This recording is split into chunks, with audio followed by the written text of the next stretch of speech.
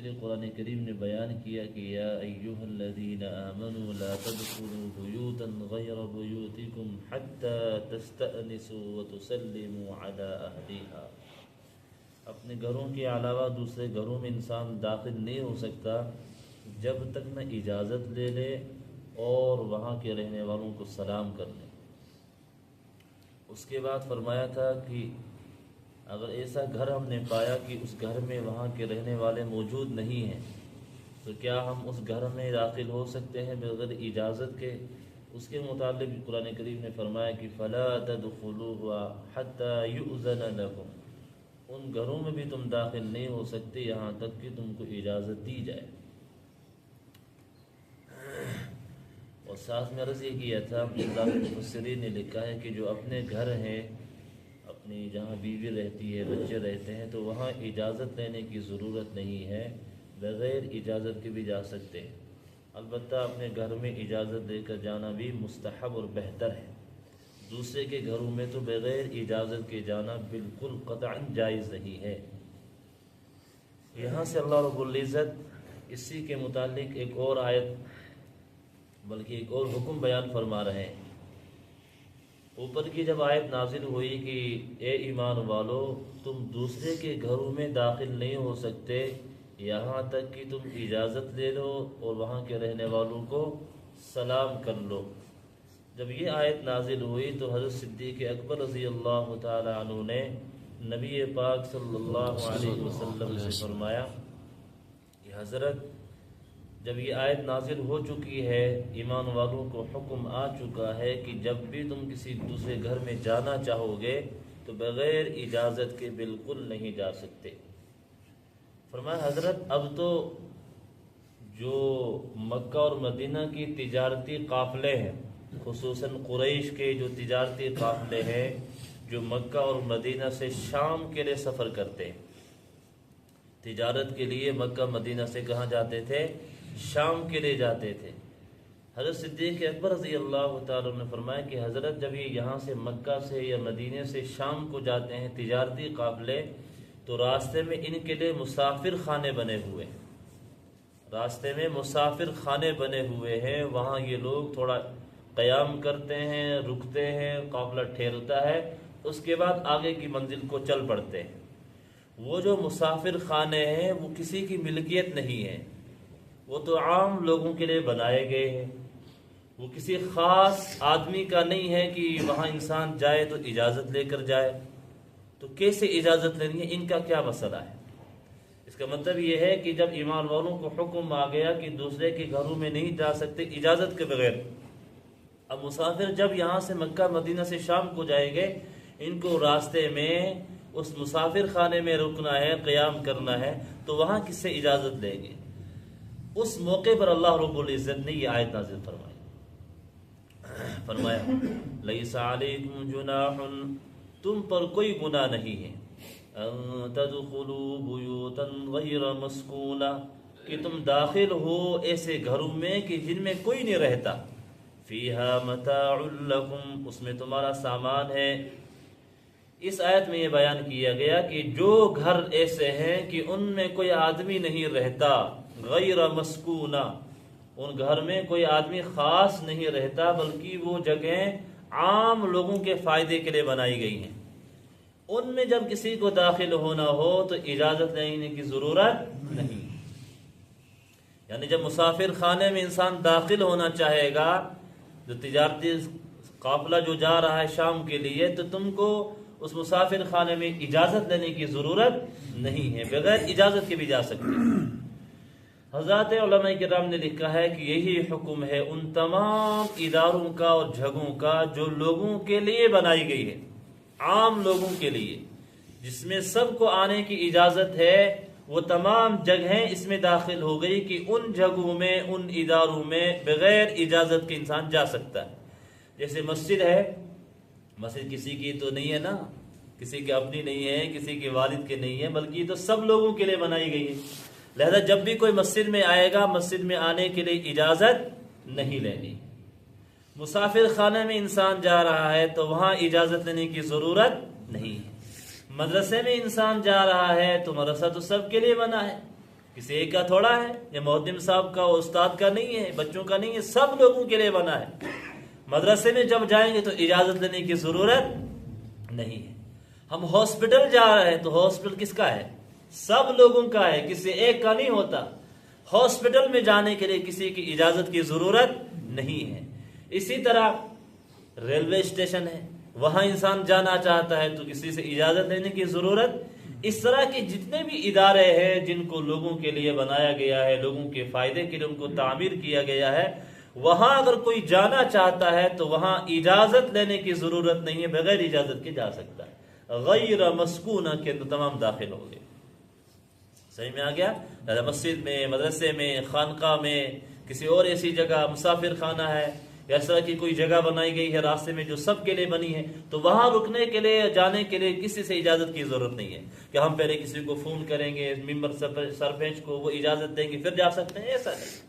وہ سب کے لیے بنا ہے، لہذا وہاں سب جا سکتے ہیں بغیر اجازت کے۔ البتہ ہاسپٹل ہے، مدرسہ ہے، اسی طرح خانقاہ ہے، مسجد ہے، یہاں کا کوئی ایسا کمرہ ہے جو وہاں کے منتظمین نے، وہاں کے جو سربراہ ہے، ان لوگوں نے کسی خاص کمرے کو کسی خاص آدمی کے لیے خاص کر دیا ہے۔ مثلا ایک کمرہ ہے مسجد کا، وہ امام کو دے دیا گیا ہے۔ اب مسجد کے اس کمرے میں جو امام کو دیا گیا ہے، آپ جب وہاں آنا چاہیں گے، اندر کمرے میں داخل ہونا چاہیں گے، اجازت کے بغیر نہیں آ سکتے، کیونکہ وہ خاص آدمی کا ہو گیا، کیونکہ منتظمین نے اس کو دیا ہے۔ ہم مدرسے میں جا رہے ہیں تو وہاں کا ایک دفتر ہے، وہاں کے معتمم کا، وہاں کا جو بڑا ہے اس کا ہے، یا اسکول میں بنا ہوتا ہے کوئی ایسا کمرہ جو ایک بڑے ٹیچر کا ہوتا ہے، یا ہر ایک ٹیچر کو ایک کمرہ دیا گیا ہے، تو وہاں جب کمرے میں آپ داخل ہونا چاہیں گے تو بغیر اجازت کے نہیں جا سکتے، کیونکہ اب یہ خاص ہو گیا۔ اسی طرح ہاسپٹل ہوں گے، وہاں کا کوئی کمرہ خاص کسی ڈاکٹر کے لیے رکھا ہوا ہے، تو وہ ڈاکٹر وہاں آرام کر رہے ہیں، یا کوئی بھی کمرہ کسی اور کے لیے رکھا ہوا ہے، وہاں جب ہم اس کمرے میں جائیں گے تو بغیر اجازت کے نہیں جا سکتے۔ پورے ہسپتال میں تو جا سکتے ہیں، لیکن وہ کمرے جو کسی آدمی کے لیے خاص کر دیے ہیں، وہاں کے حکمراں، وہاں کے جو بڑے ہیں، منتظمین ہیں، انہوں نے کسی کے لیے خاص کر دیے ہیں، تو اس کمرے میں بھی بغیر اجازت کے نہیں جا سکتے۔ سمجھ میں آ رہا ہے؟ اسی طرح وہ ادارے جو لوگوں کے فائدے کے لیے بنائے گئے ہیں، اسی طرح ریلوے اسٹیشن ہے، یا ہوائی اڈہ ہے، بس اسٹینڈ ہے، اسی طرح پارک ہے، تو یہ تمام لوگوں کے لیے بنائے گئے ہوتے ہیں، اس میں اجازت دینے کی ضرورت نہیں ہوتی۔ البتہ پارک ہے، ریلوے اسٹیشن ہے، ہوائی اڈہ ہے، اس طرح کی جتنی چیزیں ہیں، وہاں کے منتظمین نے اگر وہاں آنے کے لیے کچھ شرائط رکھے ہوں کہ یہاں آپ کو آنا ہے تو اس شرط کے ساتھ آنا ہے، تو اس شرط کو انسان توڑ کر جا رہا ہے تو یہ ناجائز ہوگا۔ مثال کے طور پر ہم یہاں سے کہیں گئے پارک میں، اب پارک تو لوگ کس لیے بنایا ہے؟ لوگوں کے لیے بنایا ہے، لیکن وہاں کا ایک ضابطہ و شرط ہوگی کہ یہاں جانا ہوگا، پہلے ٹکٹ لینی ہے۔ پہلے کیا کرنا ہے؟ ہم سب لوگ جاتے ہیں نا، کوئی آسمان والے تو نہیں جاتے، ہم ہی جاتے ہیں۔ یہ بنا ہے سب لوگوں کے لیے، اجازت کی ضرورت نہیں ہے، لیکن بلا انہوں نے شرط رکھی ہے کہ جب جانا ہوگا ٹکٹ لے کے جانا ہے، اتنی یہاں فیس بھرنی ہے، اس کے بعد جا سکتے، ورنہ نہیں جا سکتے۔ اب کوئی آدمی دوسری طرح سے کہیں چھپ کے چلا گیا، یہ جانا ناجائز ہوگا، یہ آپ نے خیانت کر دی۔ بہت سارے لوگ پارک میں جاتے ہیں، چھپ کے چلے جاتے ہیں، ہوشیار وہ سب پاتا ہے لوگ نے کہ وہ روپے تو بچے، 20 روپے بچ گئے، 50 روپے بچ گئے، لیکن اللہ کی نظر میں گناہگار ہو گئے۔ اسی طرح ہم ریلوے چلے گئے، اگر وہاں یہ ضابطہ بنا ہے کہ یہاں جو آئے گا تو اس کو پہلے ٹکٹ لینی پڑے گی اتنے روپے کی، ہم اسی طرح چلے گئے بغیر ٹکٹ کے، تو یہ بغیر ٹکٹ کے وہاں جانا ان منتظمین کے جو بنائے ہوئے شرائط ہیں، قواعد ہیں، اس کی خلاف ورزی ہو گئی، لہذا گناہ ہوا۔ سمجھ میں آ رہا ہے؟ یہ شریعت بیان کرتی ہے، یہ حضرات مفسرین نے اسی آیت کی تشریح میں لکھا ہوا ہے۔ ہم مدرسے میں گئے، مدرسے میں وہاں رات کو رہنے کے لیے کوئی ضابطہ بنا ہے، کہیں بھی انسان جاتا ہے تو وہاں رات کے رکنے کے لیے آدھار کارڈ آپ کو نمبر لکھانا ہوگا، اپنا نام لکھانا ہوگا، پھر رات کو رکنا ہے۔ کوئی آدمی اسی طرح رات کو چھپ کر وہاں رہے، کسی کو پتہ ہی نہ چلے، گناہ ہو۔ کسی مسجد کا کوئی خاص نظم بن چکا ہے کہ رات کو آپ مسجد میں نہیں سو سکتے، یہاں کمرہ ہے وغیرہ، وہاں چلے جاؤ، تو کوئی آدمی رات کو چھپ کے مسجد کے کونے میں سو گیا کہ میں مسافر ہوں، تو یہ گناہگار ہوا۔ ان ادارے کے رہنے والوں نے، وہاں کے منتظمین نے جو جو شرائط رکھے ہوں گے ان تمام شرائط کے مطابق وہاں رہنا ہوگا۔ جانے کے لیے تو اجازت کی ضرورت نہیں، سب کے لیے وہ بنا ہے، لیکن جب شرائط وہاں کچھ طے ہو چکے ہیں ان کا خیال رکھنا ہمارے لیے ضروری ہو۔ واللہ یعلم ما تبدون وما تکتمون، اور اللہ تعالیٰ جانتا ہے جو تم چھپاتے ہو اور جو تم ظاہر کرتے ہو، اللہ تعالیٰ سب چیزوں کو جانتا ہے۔ قل للمؤمنین یغضوا من ابصارهم ویحفظوا فروجهم، یہاں سے ایک دوسرا حکم بیان فرما رہے ہیں۔ قل للمؤمنین، اے نبی پاک صلی اللہ علیہ وسلم آپ کہہ دیجئے ایمان والوں سے، یغضوا من ابصارهم، وہ اپنی نگاہوں کو نیچی رکھے، ویحفظوا فروجهم، اور اپنی شرمگاہوں کی حفاظت کرے، ذالک ازکی لہم، یہ بات ان کے لیے صاف ستھری ہے۔ یہاں سے ایک اور حکم بیان فرما رہے ہیں۔ اللہ کے نبی صلی اللہ علیہ وسلم سے اللہ پاک فرما رہے ہیں آپ کہہ دیجئے ان لوگوں سے جو ایمان لا چکے، ایمان والے مرد، ان سے کہہ دیجئے آپ، کیا حکم ہے؟ یغضوا من ابصارہم، کہ وہ اپنی نگاہوں کو نیچے رکھیں۔ جب ہم باہر نکلے اپنے گھر سے تو ہمیں حکم ہے قرآن کا کہ ہم اپنی نگاہوں کو نیچے رکھیں، وَيَحْفَظُوا فُرُوجَهُمْ، اور اپنی شرمگاہوں کی حفاظت کریں۔ یہ کیونکہ میں نے شروع میں بتایا تھا یہ صورت اصلاح معاشرہ کے ساتھ تعلق رکھتی ہے، اصلاح معاشرہ، اور اس میں جو سب سے بڑا گناہ ہے معاشرے میں، خصوصاً جس سے آگ لگتی ہے، وہ ہے بدکاری، اور بدکاری کا سب سے بڑا سبب ہے بد نظری، غیر محرم پر نظر ڈالنا، بد نظری کرنا، یہ زنا کے اسباب میں سے۔ جب انسان کسی کو دیکھے گا تو پھر دل میں برے خیالات آئیں گے۔ حضرت قرآن نے سدا للباب فرما دیا، غضوا من ابصارہم، ایمان والے جب بھی اپنے گھر سے باہر نکلیں گے ان کو قرآن کا حکم ہے کہ اپنی نگاہوں کو نیچے رکھیں گے، بد نظری نہیں، جو بھی غیر محرم ہے اس پر ہم نظر نہیں ڈال سکتے۔ اس لیے حدیث پاک میں آیا کہ جو یہ نظر ہے من سہام ابلیس، یہ ابلیس کے تیروں میں سے ایک تیر ہے۔ یہ جو نظر ہے یہ ایک تیر ہے، ابلیس کے تیروں میں سے ایک تیر۔ بد نظری سے انسان کا ایمان کا نور ختم ہو جاتا ہے، بد نظری سے انسان کے اعمال کی توفیق چھن جاتی ہے۔ بعض حضرات نے لکھا ہے علماء نے کہ بد نظری کرنے سے تہجد کی توفیق چھن جاتی ہے، قرآن کی تلاوت کی توفیق چھن جاتی ہے، تکبیر اولیٰ کی پابندی کرنا یہ چھن جاتا ہے بد نظری کرنے سے۔ بد نظری بہت بڑا گناہ ہے، بہت بڑا گناہ، اس سے سارا کرایا ختم ہو جاتا ہے۔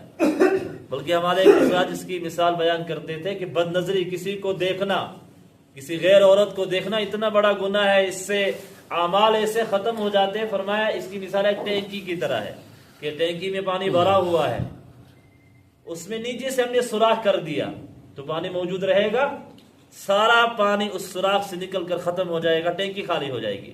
تو اسی طرح ہم نے بہت سارے اعمال کر لیے، تہجد بھی پڑھتا ہے، تلاوت بھی، تسبیحات بھی، اور باقی اعمال کر لیتا ہے، نمازوں کی پابندی کرتا ہے، روزے بھی رکھتا ہے، نوافل بھی پڑھتا ہے، لیکن بد نظری ساتھ میں کرتا ہے تو سارے اعمال ختم ہو جائے گے۔ جس طرح سوراخ کرنے سے پانی وہ ٹینکی کا ختم ہو گیا پانی موجود ہونے کے باوجود، اسی طرح بد نظری کرنے سے سارے اعمال ختم ہو جائیں گے۔ ہم قرآن کا حکم ہے ہمیں قل للمؤمنین یغضوا من ابصارہم، اپنی نگاہوں کی حفاظت کریں۔ قرآن کریم نے جن عورتوں کو دیکھنا منع کر دیا ہے، کچھ عورتوں کے بارے میں قرآن نے بتایا کہ یہ آپ کی محارم میں سے ہے، غیر محرم نہیں ہے، یہ وہ چند عورتیں ہیں، اس کے علاوہ جتنی عورتیں تمام غیر محرم ہیں، اس میں ہماری نسبتی بہن بھی، وہ بھی غیر محرم ہوتی ہے۔ نسبتی بہن سمجھتے ہیں، میں نے سمجھایا تھا ایک بار، جس کو ہم عام طور سے بری زبان میں کہتے ہیں سالی، اس سے بھی پردہ ہوتا ہے۔ ہم یعنی نسبتی بہن کو بھی نہیں دیکھ سکتے، کبھی نظر پڑ گئی وہ بات الگ ہے۔ اس لیے حضرت علی رضی اللہ تعالیٰ سے روایت ہے، آپ علیہ الصلوۃ والسلام نے ارشاد فرمایا جب تم کہیں جا رہے ہو تمہاری نظر کسی غیر عورت پر پڑ گئی تو جو یہ پڑ گئی پہلی بار یہ معاف ہے، اب نظریں نیچی کر لو۔ اب اگر تم دوبارہ نظریں اٹھا کے دیکھ رہے ہو ارادے کے ساتھ قصدن، اب گناہگار ہو۔ پہلی نظر جو پڑ گئی وہ معاف ہے۔ مثلا انسان گاڑی چلا رہا ہے، سامنے سے عورت آ گئی تو نظر پڑ گئی، دیکھا نہیں جان بوجھ کے، ان کے پڑ گئی، یہ معاف ہے. اس کے بعد باوجود دیکھ رہا ہے، جان بوجھ کے دیکھ رہا ہے، تو یہ گناہگار ہوگا. تو لہذا بد نظری بہت بڑا گناہ، اس سے اپنے آپ کو بچانا ہے. خصوصاً اپنے ماحول میں ہم رہتے ہوئے نسبتی بہن یعنی سالی سے ہم کوئی پردہ نہیں کرتے. وہ آ رہی ہے اپنی بہن کے ساتھ بیٹھ رہی ہے، وہیں بیٹھ کے کھانا کھا رہے ہیں، کوئی وہ ہے نہیں. ہم نے سوچا ہی نہیں کبھی کہ نسبتی بہن سے بھی پردہ ہوتا ہے، بلکہ ہم کچھ لوگ اگر کر لیتے ہیں تو اس کو بدنام کرتے ہیں کہ یہ دیکھو کیسے لوگ ہیں. جو قرآن کریم کا حکم ہے قُلْ لِلْمُؤْمِنِينَ يَغُضُّوا مِنْ أَبْصَارِهِمْ وَيَحْفَظُوا فُرُوجَهُمْ. نظروں کی حفاظت کرنے سے بڑا فائدہ یہ ہوگا کہ شرمگاہ کی حفاظت ہوگی.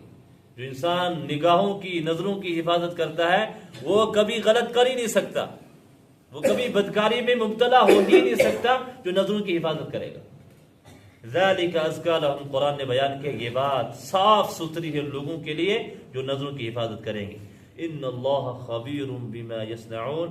بے شک اللہ تعالیٰ باخبر ہے ان تمام کاموں سے جو لوگ کرتے ہیں. جو لوگ بد نظری کر رہے ہیں کسی کو پتہ ہی نہیں چلتا ہے، کالا چشمہ لگا کے دیکھتے ہیں. بہت سارے نوجوانوں کو جب بیماری لگ جاتی ہے نا تو دیکھنے کی جب عادت لگ جاتی ہے تو کالا چشمہ لگا کے رکھتے ہیں تاکہ جب ہم کسی کو دیکھیں تو پتہ نہ چلے. تم کالا چشمہ لگا کے دیکھو یا کسی طریقے سے بھی تم دیکھو یا کنکھیوں سے دیکھو یا تم ظاہراً دیکھو، جو کچھ بھی تم کر رہے ہو خبیرن، اللہ تعالیٰ کو سب خبر ہے. اور بہت سارے لوگ نوجوان خصوصاً ہی کہتے ہیں کہ یہ تو چھوٹا گناہ ہے، کبھی نظر پڑ گئی تو کیا ہوتا ہے. جب کبھی نظر پڑتی رہتی ہے انسان تھوڑا تھوڑا دیکھتا رہتا ہے، پھر یہ ایسی بیماری ہے کہ کبھی نہیں چھوٹے گی. اس لیے بعض علماء کہتے ہیں کہ بد نظری کی مثال خارش کی طرح ہے. خارش آتی انسان کھجلاتا ہے، بہت مزہ آتا ہے، سکون ملتا ہے، ہاتھ اٹھایا تو اتنی جلن ہوتی ہے بعد میں. کہ یہی مثال بد نظری کی ہے. تم دیکھو گے تو بڑا مزہ آئے گا کسی کی عورت کو تم دیکھ رہے ہو، لیکن اس کا وبال بہت بڑا ہوگا. خصوصاً نوجوانوں سے گزارش ہے کہ اپنی نظروں کی حفاظت کریں. اور اس سے بڑھ کر ظلم یہ ہے کہ جو شادی شدہ ہونے کے باوجود دوسری عورتوں کو دیکھتا ہے، یہ تو سب سے بڑا مکار ہے. چلو جس کی ہے ہی نہیں تو وہ دیکھ رہا ہے تو شاید اللہ تعالیٰ اس کو معاف کریں گے. جو شادی شدہ ہو کر، اپنی بیوی ہو کر اس کے باوجود دوسری عورتوں کو دیکھتا ہے، یہ سب سے بڑا مکار ہے. یہ سب سے بڑا ظلم اس کا ہوگا کہ یہ شادی شدہ ہونے کے باوجود اللہ نے اس کو حلال طریقہ اپنی بیوی دے رکھی ہے، اس کے باوجود دوسری عورتوں کو گھور گھور کے دیکھتا ہے. اللہ تعالیٰ میری بھی اور آپ کی اور پوری امت کی حفاظت فرمائے. آمین. سبحان